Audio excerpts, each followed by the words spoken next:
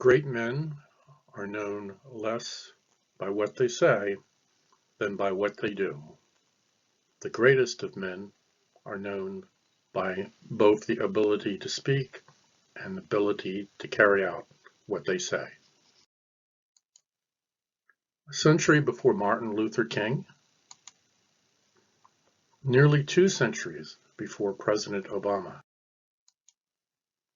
there was a great man in my current state of Maryland, Frederick Douglas.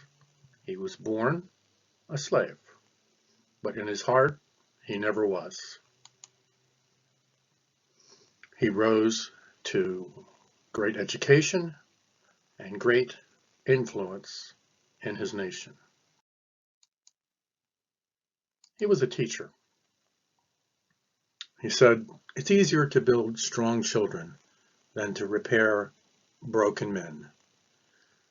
He was taught to read and write early by his master's wife, and he took that ability and passed it on, almost immediately beginning to train others to read and write and think beyond their chains. He was a writer. He wrote 3 autobiographies in the early part of his life, in the middle of his life, and towards the end of his life. This was a man who had much to write about and wrote eloquently. He was a publisher. He published the North Star, one of the newspapers of the abolitionist movement, the movement of people in the United States who were seeking to end slavery forever within our country.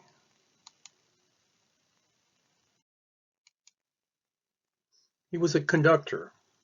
A conductor? Yes, a conductor. He was a conductor on the Underground Railroad. The Underground Railroad was a series of safe houses and people to guide those seeking freedom from one place to another as they sought to get north, as they sought to get out of the slave states and into states where they could potentially be free. To be a conductor on this railroad required strength of character, because the consequences of being caught helping slaves escaping could be very, very severe. Frederick Douglass was a man of empathy. He sought not only to better his own people, but also to help others, and was an early supporter of the suffragettes and their movement to bring votes to women in the United States.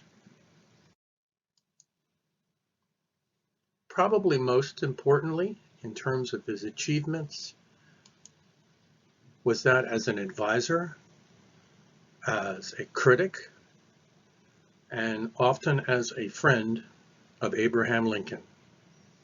Douglas was instrumental in the early issue of the Emancipation Proclamation and the ending, at least on paper, of slavery in the South, which laid the groundwork for later amendments to the Constitution that recognized that all men truly are created equal.